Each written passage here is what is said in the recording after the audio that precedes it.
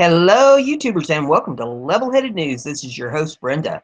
I have a dozen articles for you here this morning, and all the URLs are in the description of the video for your convenience.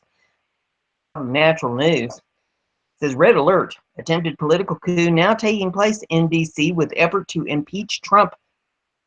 Obstruction of justice. This is a high priority alert. The Washington Post, now exposed as a CIA propaganda front, and the New York Times, a fiction pimping anti-American rag owned by a Mexican national, aimed their way to the desired finish line, the impeachment and indictment of President Donald J. Trump, accomplished through the publishing of a seemingly endless stream of utterly fabricated fake news stories, nearly all of which are based on anonymous sources that are probably little more than schizophrenic voices in the heads of the reporters writing the news in the first place. The aim has been to accuse President Trump of every imaginable crime, from leaking intel to Russians to obstruction of justice. Keep in mind that these same discredited media outlets gave Obama a pass when he launched $1.7 billion in cash and delivered it to Iran on a military cargo plane. They are the same fake news media that looked the other way when Bill Clinton met with Loretta Lynch on the tarmac in a private meeting to pressure Lynch to back off any potential criminal investigation of Hillary Clinton's long list of crimes. They are the same anti-American media that Hillary Clinton cheated during the presidential debates by receiving the debate questions in advance from CNN. She also pre-sold her anticipated presidency by collecting tens of millions of dollars in speaking fees from foreign interests. They're the same media that stood silent when former President Obama weaponized the IRS to suppress the speech of conservative nonprofits. Similarly, nobody in the media seems to be alarmed at all that Obama abused the state surveillance apparatus to spy on his political opponents, such as Rand Paul. All serious crimes, serious abuses of power, and treasonous acts carried out by Obama, a Democrat. Yet the left-wing media remains silent on every one of them. What's obvious from all of this is that according to left-wing media, Democrats can do no wrong, and their crimes are whitewashed by default. Murder of Seth Rich.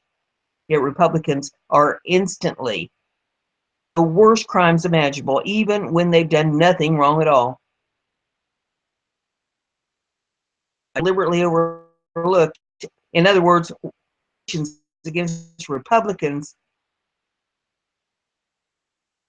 until they're made to look damning, to the point where Democrats are all madly hyperventilating and claiming to be triggered. This is against wild disinformation, media lies, and conspiratorial plotting that President Trump is now facing the most serious challenge of his administration, an aggressive attempt to remove him from office through impeachment and indictment over entirely fabricated, baseless accusations that are lacking any real facts. There's more to this article if you want to read the whole thing. Al Green, who is a Democrat from Houston, called for President Trump's impeachment today on the House floor on the basis of, I can't make this stuff up. And the next article you can pull up and listen to the video in it. It's off of InfoWars. It's a 15-minute video of Roger Stone covering the foolishness, other word to describe it, that's fit to be broadcast. Foolishness going on in Washington yesterday. So up and listen to that yourself. This stuff up. Wow, is all I can say. To move along here. I think if anybody is suffering from Alzheimer's, it is my hamster. Okay, this next article is off of Fox News. FBI head Robert Mueller named to oversee Russia election probe. Its Justice Department announced Wednesday it has appointed former FBI Director Robert Mueller as a special counsel to oversee federal investigation into the probe of alleged Russian influence in the 2016 presidential election. The appointment came amid a growing Democrat outcry for someone outside the Justice Department to handle the politically charged investigation. As acting Attorney General, I determined that it is in the public's interest for me to exercise my authority and appoint a special counsel responsibilities for this matter, Rod Rosenstein said in a statement. My decision is not a finding admitted or that any prosecution is warranted. The appointment gives Mueller, who led the FBI through September 11 terrorist attacks and served under presidential of both parties,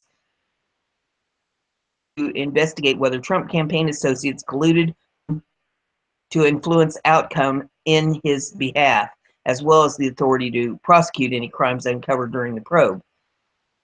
And will discharge it to the best of my ability, stated. The broad mandate, beyond any specific Trump-Russia connection, also covers any matters that arose or may arise directly from the investigation. Senior DOJ officials told Fox News that White House was informed of the decision for a special counsel after the orders had been signed. Counsel office through the tongue's tied. Through the White House counsel's office about an hour before the decision went public. Times a thorough investigation will confirm what we already know. There was no collusion between my campaign and any foreign entity, President Trump said in a statement in reaction to the DOJ announcement. I look forward to this matter concluding. In the meantime, I will never stop fighting for the people and the issues that matter most to the future of our country. Said Mueller has resigned from his job at a private law firm to take the job of special counsel. By the DOJ followed the revelation Tuesday that fired FBI Director James Comey wrote in a memo that President Trump had asked him to end an investigation into former National Security Advisor Michael Flynn. Russia investigation, what to know. Jason Chavez, Republican of Utah, chairman of the House Committee on Oversight and Government Reform, meant a great selection. Merkley, Democrat of Oregon, praised the decision by the DOJ, calling it a victory for all Americans. This is a victory for all Americans, integrity of the rule of law, he said. This investigation must be given the full resources and independence it needs to succeed. We must follow the facts wherever they lead and demand complete accountability for any wrongdoing that is found. Robert Mueller appointment to lead Russia probe wins bipartisan praise. Mueller is a former FBI director appointed by President George W. Bush extension under the Obama beyond his 10-year fixed term before retiring in 2013. He became FBI director shortly before the 9/11 attacks and was at the heart of turning the FBI into counterterrorism and counterintelligence operation. With his then deputy James Comey, the Bush administration surveillance were used at the time to back up Comey's version of events when they were questioned by the Bush White House. Senate Intelligence Committee Chairman Richard Burr says the appointment of Mueller is a good decision that assures the American people that there's no undue influence, Russian meddling in the last year's election. Burr, who heads the Senate investigation into the Russian activity and possible connections to associates of President Donald Trump, says his committee will continue to proceed forward. Job hasn't changed. Counsel, Mueller will have the same powers as a U.S. attorney, though he will still ultimately report to Rosenstein. Still, he is not subject to the day-to-day supervision of the Justice Department. He can keep the same investigators in place or request new or additional staff, including in addition to requesting a budget that includes personnel. Some Republicans, however, expressed concern over the decision by the DOJ scope of influence that special prosecutors have. I'm worried that with all special counsels because there's no control over them and they can abuse their power, Representative Peter King of New York told the Associated Press. In the 1990s, Democrats insisted that independent counsel Kenneth Starr investigated former President Bill Clinton overstepped his authority. Rosenstein appointed Mueller under a statute that has been used only once. In 1999, when John C. Danforth investigated allegations of government wrongdoing in the siege at the Branch Davidian compound in Waco, Texas. The investigation cost millions of dollars and included hundreds of interviews and restaged of the final hours of the 51-day standoff with federal agents. He ultimately produced a 150-page report clearing then Attorney General Janet Reno and other top government officials of any responsibility. Next article is off business.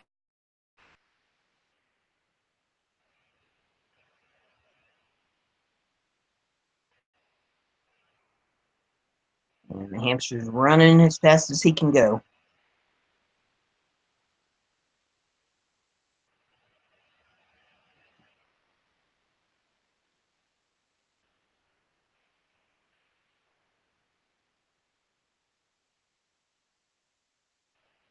Putin offers to give transcripts of Trump's meeting to Congress, opens up a whole new can of worms.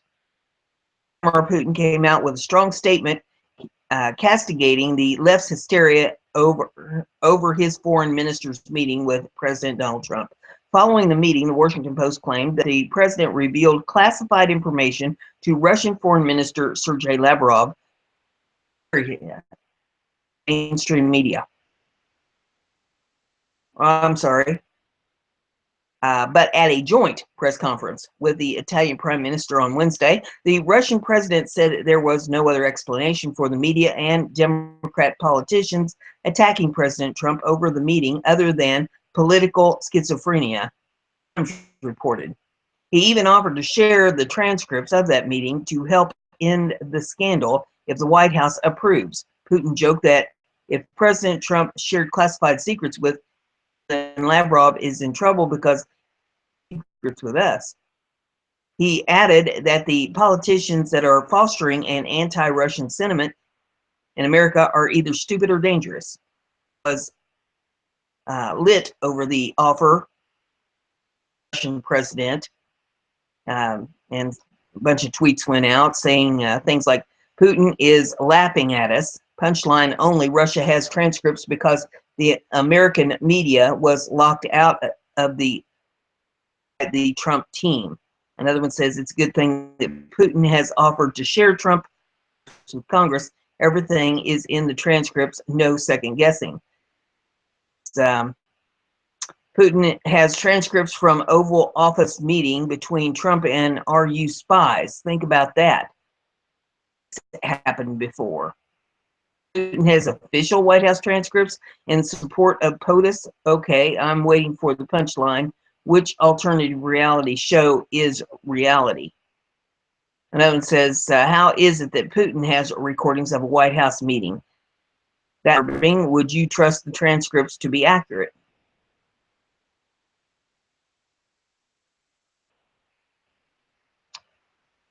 And then at the bottom of the article, it says, there was a Russian newspaper in the meeting, you know? And the next article is off of Liberty Headlines.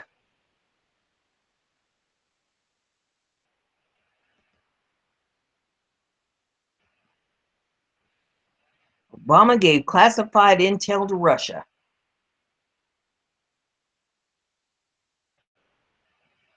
While NBC and CNN joined the rest of the media in rushing to condemn the Trump White House over an unconfirmed Washington Post report that President Trump and that the president inadvertently shared classified information with guests on both networks provided important context administration intentionally shared classified intelligence with Russia less than a year ago. Appearing on Friday's NBC Today security analysis, warned the problem is the Russians aren't trustworthy. The Russians have proven that provided information in the past, they've used it against us. He then proceeded to explain how former President Obama gave the Russians classified information just months ago. Let's see if I can get it to scroll up a little bit more. In the summer of 2016, Obama administration provided some information to the Russians about some of the things happening on the ground. Guess what happened? The Russians then attacked some of those sites of our allies, our proxies that we were working with. Meanwhile, over on CNN's New Day, Jeffrey Lord provided some perspective to anchor Chris Como. The would say here, Chris, is perspective. Perspective is all. I'm holding two headlines from the Washington Post. One of May 25th of 2014, White House mistakenly identifies CIA chief in Afghanistan. Put the name of the CIA on the press release, exposed him and endangered his life. 30th of 2016, U.S. offers to share Syrian intelligence on Russia, which is to say the Obama administration wanted to give their intelligence to the Russians. All I'm saying here is that there is perspective. We need to find out the facts, and let's have perspective. This is off of BizPac Review. It says Obama ordered Intel community find ways to exchange information with Cuba.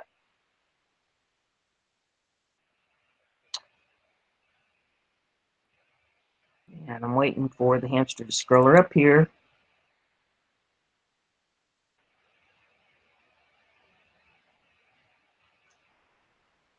Hamster's a slacker. Here we go. One of his last directives as President Barack Obama ordered intelligence community to explore opportunities to share information with Cuba, despite the communist nation's persistent threat.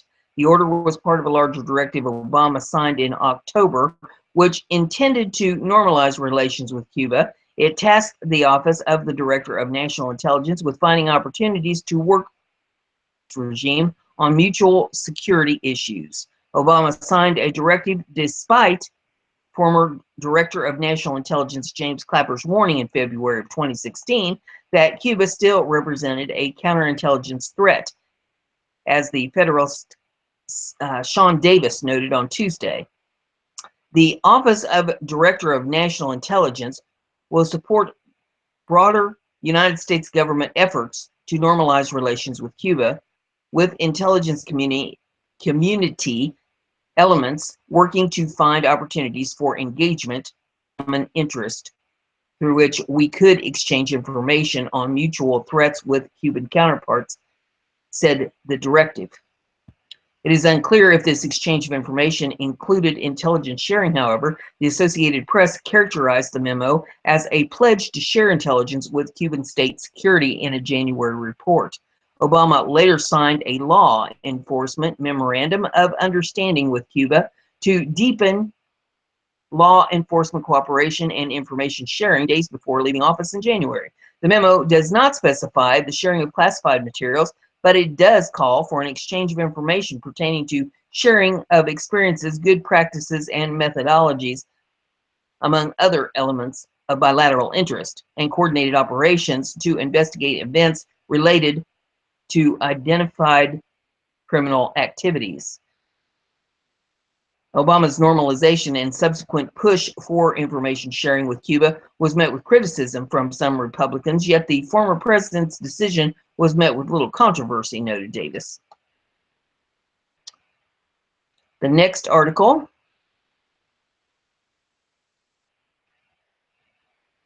the hamster will cooperate here. This is off of PamelaGeller.com.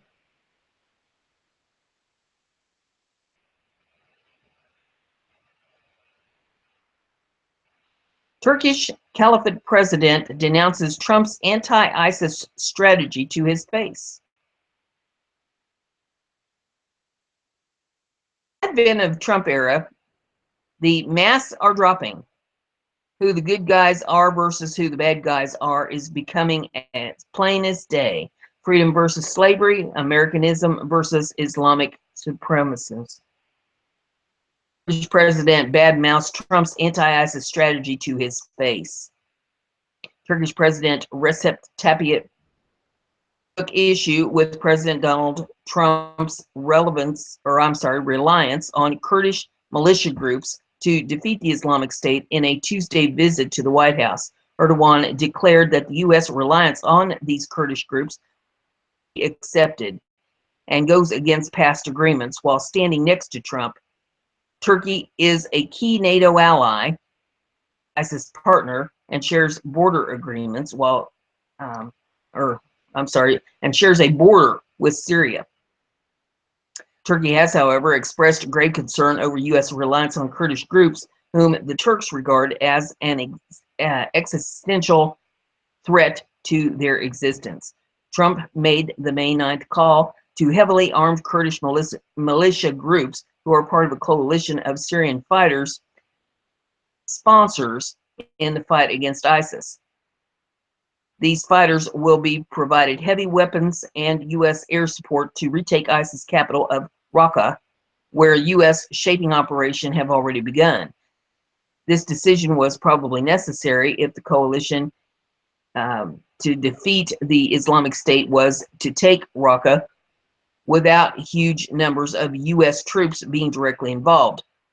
Middle East policy official told the New York Times in the wake of the decision, he continued, but this decision to arm a group closely associated with foreign terrorist organization and one that has waged decades long against the Turkish state will likely reverberate through U.S. relations with Turkey for decades to come. The U.S. has relied on these fighters since the Obama administration, much to the chagrin of Turkey. Turkey went so far as to bomb several of the fighters in late April, despite the presence of U.S. special operators. In spite of overwhelming protests from the Pentagon, a top aide to Erdogan told Turkish media in early May that the strike may continue even if the U.S. forces are present. Turkey predominantly fears that the Kurdish groups to establish a semi-autonomous state along with the Syrian-Turkish border after ISIS is defeated. Either strategic allies and decide together, or we are not. And then we have to go our separate ways, Erdogan said of his relationship with the U.S. before boarding his flight to Washington. Next article is off of Breitbart.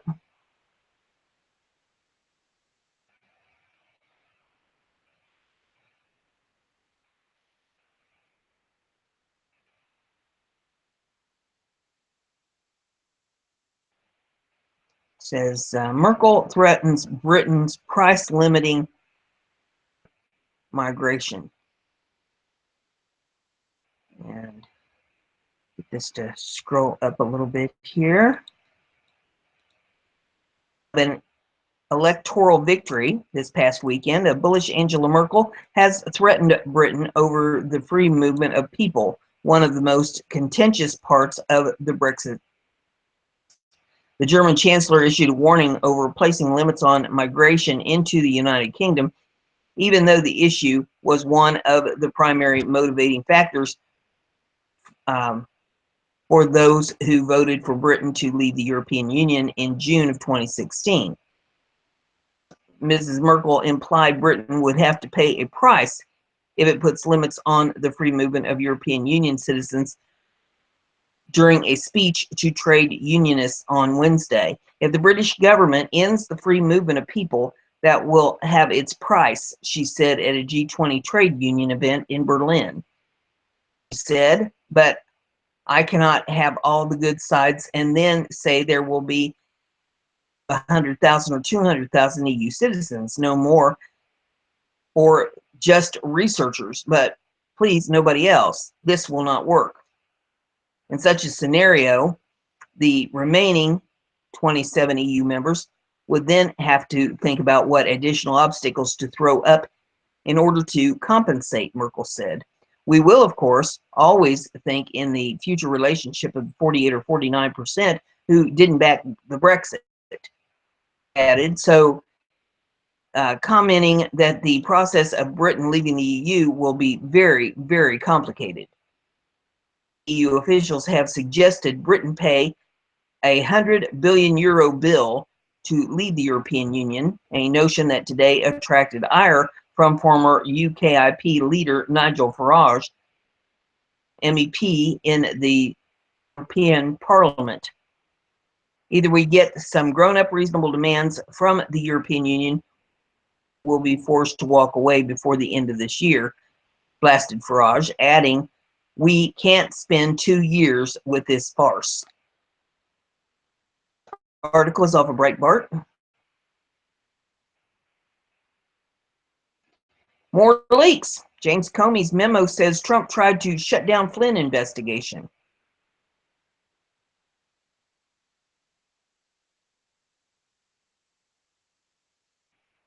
Former FBI Director James Comey associates are leaking more information about his conversations with President Donald Trump, asserting that President asked Comey to let his former National Security Advisor Mike Flynn go. I hope you can see your way clear to letting this go, to letting Flynn go, Trump told Comey, according to parts of the memo, read the New York Times. He's a good guy. I hope you can let this go. At the White House Tuesday afternoon, White House aides denied the story. This is not a truthful or accurate portrayal of the conversation between the president and Mr. Comey, they said, assuring reporters that Trump never asked Comey to shut down the investigation. They also pointed to a statement from acting FBI Director Andrew G. McCabe saying a week ago that there had been no effort to impede the Russian investigation. According to the Times, Comey memos about every conversation he had with Trump over the phone and in person.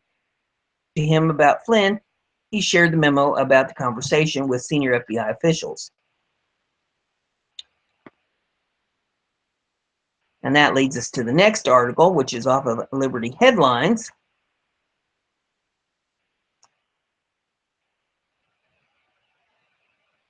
Chavez demands FBI hand Comey's notes and memos and recordings over.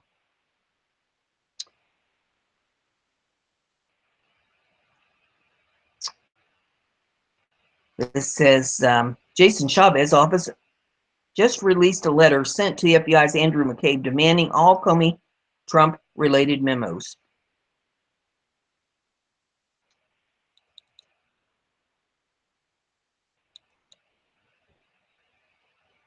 As the hamster decides to scroll it up a little more here. Today, the New York Times reported former Federal Bureau of Investigation Director James Comey memorialized the content of phone calls and meetings with the president in a series of internal memoranda. At least one such memoranda reportedly describes a conversation which President referenced the FBI investigation of former National Security Advisor Lieutenant General Michael Flynn and said to Comey, I hope you can let this go. According to the report, Mr. Comey created similar memos, including some that are classified, about every phone call and meeting he had with the president. If true, these memoranda raise questions as to whether the president attempted to influence his investigation as it relates to Lieutenant General Flynn. So the committee can consider that question, and others provide no later than May the 24th of 2017. All memoranda, notes, summaries, and recordings referring or relating to any communication between Comey and the president. The Committee on Oversight and Government Reform, Oversight Committee of the House of Representatives, and may at any time investigate any matter as set forth in House Rule X. This letter provided additional information about responding to the committee's request. The next article, this is off of Brother John F. It says, panic as Wells Fargo makes drastic move, prepares for massive crash. And there is video in this if you want to pull it up and watch it. John Surgeon sits down with the author of economic analyst John Sisson to talk about Wells Fargo's most recent dramatic move as the crooks attempt something incredibly reminiscent of what banks did just before the 2008 recession. However, this time it's going to be far bigger. Wells Fargo has begun making mortgage deals that were shunned following the 2008 crisis. Mortgage-backed securities were a massive part of what shoveled individuals into debt and poverty in 2008. It's a move a bank often makes when they foresee an inevitable crisis, with collateralized debt obligations out of control once again, following BMO's similar move recently. This is just one more of many signs that we are on the verge of inevitable flat collapse, and the bubbles in the artificial markets are ready to burst. The next article is off of Liberty Headlines, and it says Trump plan eyes elimination of tax code subsidies for high tax states. Tax plan, a broad and general plan, siders Reagan and Jack Kemp very happy. Could be held up by a number of details that are making some Republicans nervous. One is the elimination of an income tax deduction for high tax states such as New York and California. Former President Ronald Reagan targeted that deduction the last time significant tax reform was passed, but a number of influential big state Republicans helped kill the idea. Tax reform passed anyway, first with the Kemp-Roth tax cut package in 1981, and then the Tax Reform Act in 1986. They were massive reforms, and no major fix for the broken U.S. tax code has been offered in decades. But from time to time, officials have tinkered with the rates.